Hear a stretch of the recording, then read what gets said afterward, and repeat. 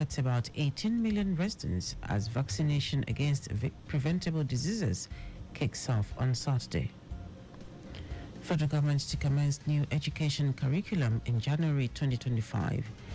On the foreign scene, Iran faces EU sanction amid Russia missile transfer allegations. And in sport, Flamingo's head coach pledges to deliver as Under-17 Women's World Cup kicks off in Dominican Republic. Now the details. I am Dele Agadumo. The Lagos State government says no fewer than 18 million residents are expected to be vaccinated for preventable diseases under its non-polio supplemental immunization scheduled to start on Saturday, October 19. The supervising permanent secretary of the Lagos State Primary Healthcare Board, Abimbola Buwale, stated this at a media orientation on non-polio supplemental immunization organized by the State Ministry of Information and Strategy as a way of increasing awareness on the forthcoming vaccination. According to Buwale, 85% of people from 9 months to 44 years will be given yellow booster doses, while other vaccines will be administered too. Buwale said children within the ages of 9 to 18 months would receive measles vaccine, HPV vaccines against cervical cancer that cover from 9 to 14 years, and polio, among other routine immunizations. The immunization exercise, which will hold in all 57 local government development agencies of the state, is in partnership with the United Nations Children's Fund, UNICEF. The 2024 and 2025 cohorts of the Latif Jakonde Leadership Academy, LJLA, have officially commenced their ministerial placements. A key component of the Academy's leadership program that offers them a unique opportunity to gain practical experience by working under the direct mentorship of senior government officials in ministries, departments, and agencies, MDAs, across various sectors of the Lagos State government. Designed to deepen their understanding of public administration, policy implementation, and leadership, the MDA rotation aligns with Governor Babajide Sanwo-Olu's commitment to sustainable development. Through this initiative, fellows are exposed to real-world governance challenges and strategies, equipping them with the tools to make meaningful contributions to the state's future. In line with the Academy's mission to groom future leaders with a deep understanding of governance, Lagos State Head of Service, during the official meeting with the fellows, encouraged them to maximize the experience.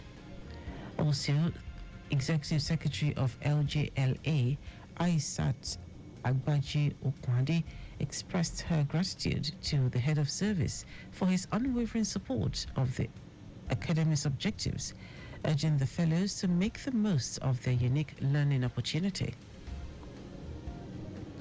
The federal government has announced plans to streamline Nigeria's immigration process through the introduction of e-gate technology as part of its broader efforts to modernize border management. Minister of Interior Olubunmi Tunji Ojo, who made this known, explained that e-gate technology is an automated border control system designed to ease the entry and exit of travelers at immigration checkpoints. Tunji Ojo said by embracing technology and collaboration, the government aims to create a secure, efficient, and traveler-friendly environment that fosters Nigeria's economic and social growth. The minister reassured Nigerians that President Bola Tinubu's administration remains committed to staying ahead of border management, emphasizing the importance of tackling emerging challenges to bolster national security. The Minister of Marine and Blue Economy, Adegboyega Oyetola, has called on the private sector and other investors to tap into the potential in the marine and blue economy sector. Oyetola, while speaking at the broad-based national stakeholders final validation workshop for the draft National Blue Economy Strategy for Nigeria, stated the need for investor involvement as there are numerous government-led initiatives at promoting businesses in the marine and blue economy sectors. He noted that the sector has the potential to contribute to the nation's gross domestic product (GDP) and create jobs through the establishment of major small and medium-sized enterprises within the next decade. Oyetola added that the establishment of the ministry signifies Nigeria's first commitment to sustainably harnessing its vast marine and aquatic resources. Now to the rest of the stories. Minister of Education Tahir Maman says the new curriculum for basic schools will take effect from January 2025. Speaking during a meeting with stakeholders in Abuja, Maman said under the new curriculum, pupils in basic schools will be required to acquire the least or at least two skills. He said private primary schools are required to adopt the new curriculum, as he promised that an updated curriculum for secondary schools will be ready by September 2025.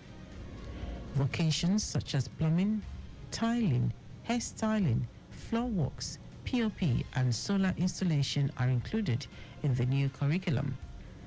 Maman noted that plans are ongoing to ensure the teachers are well equipped for the new curriculum.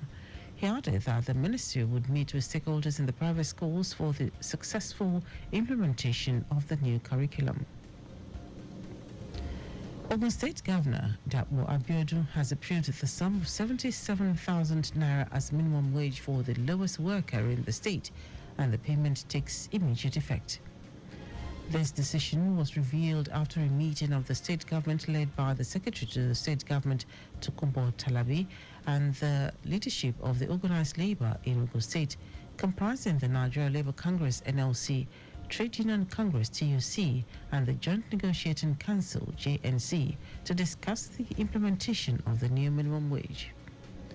The Secretary to the State Government said the meeting was at the instance of Governor Agadumo, who he stated has directed that no worker in the state should earn less than 77,000 naira starting from the month of October. According to him, Governor Dele Agadumo has also advised the organized private sector to take a cue from the policy, as their workers are not exempt from the economic realities in the country, to improve the living standards of people in the state holistically. Now to foreign news. The European Union has announced sanctions against more than a dozen Iranian individuals and firms, including the country's deputy defense minister and national airline, over the alleged transfer of missiles and drones to Russia.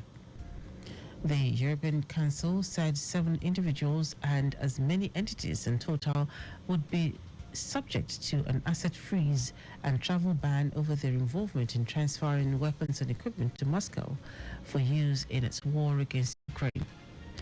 Those targeted include Iranian Deputy Defense Minister Saeed Galandari, high-ranking members of the Islamic Revolutionary Guard Corps, Quds Force, and 3 Iranian airlines, including Iran Air. European Commission President Ursula von der Leyen welcomed the sanctions. Meanwhile, spokesman Iranian Ministry of Foreign Affairs Ismail Baghai has denied that Tehran had supplied missiles to Russia and condemned the sanctions as contrary to international law. Also, Iran's President Masoud Pezeshkian said at the time denied that Tehran had transferred any weapons to Russia since his administration took power in August, acknowledging it was possible that a delivery took place in the past. In our sport, Flamingo's head coach Bankole Oluwokere has promised to return home with the FIFA Under-17 Women's World Cup trophy from the 2024 edition of the Cadet Championship, which kicks off on Wednesday in the Dominican Republic. Oluwokere thanked Nigerians for their support during the qualifiers, urging them to keep supporting the team's quest to lift the elusive trophy. The Nigerian team arrived at the World Cup venue on Sunday following a 10-day intensive training camp in Santiago, Dominican Republic, where they were forced to a 1-1 draw by the Mexicans in their only test game at the facility. Oluwokere explained the importance of the game, which he said gave them an inkling of what to expect in the competition. noting that it had helped the girls overcome the inferiority complex and a bit of the fear factor. The Flamingos are expected to open their campaign against New Zealand on Wednesday, October 16, take on Ecuador for their second game 3 days later, and round off preliminary assignments against the Dominican Republic on October 22 at Estadio Feliz Sanchez in Santo Domingo. The Libya Football Federation (LFF) has threatened to take legal action against Nigeria after the Super Eagles pulled out of the 2025 Africa Cup of Nations qualifying match. The Super Eagles refused to play the match because they were stranded at the Al-Labak airport for several hours, citing safety concerns as reason for their action. The LFF, however, accused the Nigeria Football Federation (NFF) for refusing to cooperate with them. In that ends our news at 10. Just before we go, always carry out proper and adequate checks on your vehicles before setting out. You can follow us and like all our various social media platforms: X at Traffic Radio 961, Facebook Lagos Traffic Radio 96.1 FM, Instagram Lagos Traffic Radio 961. Subscribe and watch your news and programs live on YouTube at Traffic Radio 961. You can also visit our website www.trafficradio961.ng. Did you know that the Solwall administration supplied 86,000 drawer furniture sets to 775 public schools? Get more details on the Lagos State Government website. To end the news are the highlights of the major stories. The Lagos State Government has stated that no fewer than 18 million residents are expected to be vaccinated for preventable diseases under its non-polio supplementation immunization scheduled to start on Saturday, October 19. Minister of Education Tahir Maman said the new curriculum for basic schools will take effect from January 2025.